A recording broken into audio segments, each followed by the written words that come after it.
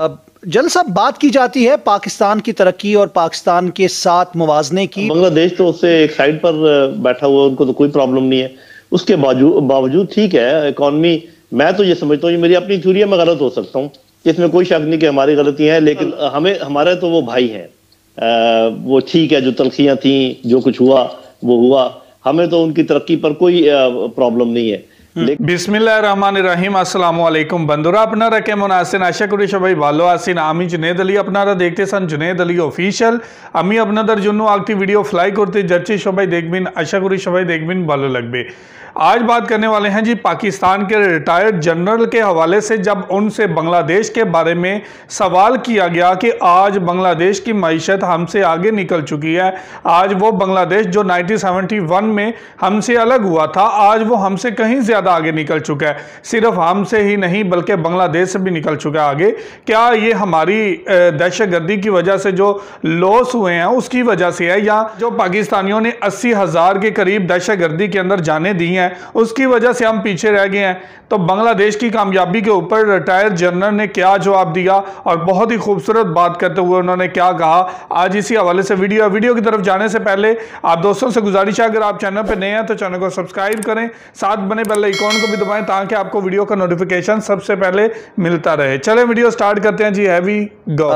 जल साहब, बात की जाती है पाकिस्तान की तरक्की और पाकिस्तान के साथ मुवाजने की। पाकिस्तान ने जिस तरह 17 साल से दहशतगर्दी का सामना किया, पूरी दुनिया जिसमें नाकाम हुई, पाकिस्तान ने तन तनहा उसकी जंग लड़ी अपने वसाइल से। और जो कुछ नुकसान पाकिस्तान ने उठाए, शायद ही कि दूसरा मुल्क इस तरह के नुकसान उठा सकता। 80,000 जानों से ज़ायद कुर्बानियाँ हमने दी। आज उसको कंपेयर करना कि जी उनकी GDP बेहतर हो गई है, वो इतने आगे चले गए हैं, ये क्या आप समझते हैं हमाकत नहीं है? जी देखिए, ये फेयर नहीं है। हमाकत तो मैं शायद ना कह सकूं। उसकी वजह यह है कि एक तो आपको देखना होता है कि कोई भी मुल्क जो उसके मारूजी हालात हैं, जो इर्द गिर्द पड़ोसियों के साथ ताल्लुकात हैं, जो बड़ी पावर्स का उसके साथ रिलेशनशिप है, वो क्या है। जिस थ्रेट सिचुएशन में हम रह रहे हैं और जितना खिंचातानी हमारे साथ होती है बिग पावर स्ट्रगल में, बांग्लादेश तो उससे एक साइड पर बैठा हुआ, उनको तो कोई प्रॉब्लम नहीं है। उसके बावजूद ठीक है इकॉनमी। मैं तो ये समझता हूँ, ये मेरी अपनी थ्योरी है, मैं गलत हो सकता हूँ, इसमें कोई शक नहीं कि हमारी गलतियां हैं, लेकिन मेरा अपना ख्याल है कि हम इतना गरीब मुल्क है नहीं जितना हमें बावर करवाया गया है। और ये इकनॉमिक हिटमैन ने हमारे ऊपर हमले कर करके हमारी चीज़ों को गलत इस्तेमाल, हमारे जो पैसा था, हमारे ऊपर बेशुमार जो इस वक्त लोन है, ये सारी चीज़ें मैं समझता हूँ उसका शाखसाना है। वरना अगर आप देखें तो आपके डॉक्टर्स दुनिया के बेहतरीन डॉक्टर्स, आपके इंजीनियर्स दुनिया के बेहतरीन इंजीनियर्स, आपके सफारतकार, आपके इकोनॉमिस्ट लोग। चीमा साहब को रोज इंडियंस ने बुलाया होता है कि जो हमारे साथ बातचीत करें, अगर कोई बात है तो बुलाते हैं ना। हम अपने जहाज बनाने के काबिल हो गए हैं, अपने टैंक बनाते हैं, अपनी आबदोजें बनाते हैं, हमने एटम बम बना रखा है। तो मतलब ये है कि बहुत सारी चीजें ऐसी हैं जिसमें कोई मुवाजना नहीं है, लेकिन वो ठीक है। एक जब आप इकोनॉमी की बात करते हैं और पर कैपिटा इनकम की बात करते हैं और GDP की बात करते हैं, रोज चूंकि हमारी ब्लैक और ग्रे इकोनॉमी बहुत बड़ी है, तो ये भी नहीं मुझे पता कि ये जो इसको और तरीके से मुआवजे किए जाए तो क्या होगा। बहरहाल हमें हमारे तो वो भाई हैं। वो ठीक है, जो तलखियां थी, जो कुछ हुआ वो हुआ। हमें तो उनकी तरक्की पर कोई प्रॉब्लम नहीं है, लेकिन साफ जाहिर है कि इस किस्म के मुआवजे जब किए जाते हैं मुल्कों के दरमियान, तो ये भी देखा जाता है कि उनके मारूजी हालात कैसे हैं। तो उनके हालात और हमारे हालात में कोई ऐसा तकाबली जायजा मुवाजना नहीं किया जा सकता, कोई मुवाजना नहीं किया जा सकता। तो इसलिए ये बात कोई ऐसी नहीं है जिस पर के कोई हम ज्यादा तंग हो या ज्यादा बुरा महसूस करें। लेकिन ये जरूर देखना चाहिए, हमें अपनी इंट्रोस्पेक्शन हर वक्त करनी चाहिए, कैसा हुआ क्यों। क्या हम अब उस पटरी से हमने लाइन चेंज कर ली है या अभी भी उसी डगर पे जा रहे हैं। ये चीजें जो ना, इनका जायजा लेना बहुत जरूरी है।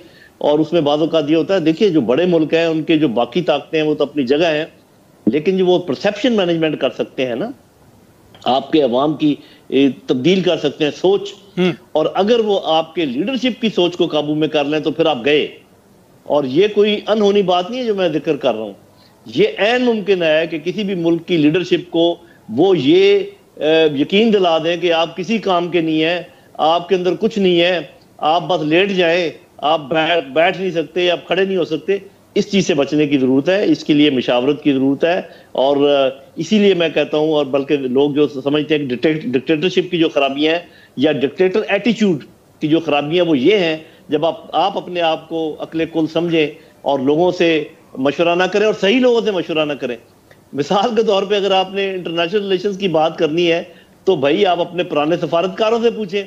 अगर आपने डिफेंस स्ट्रेटजी की बात करनी तो आप अपने पुराने जर्नलों से पूछें।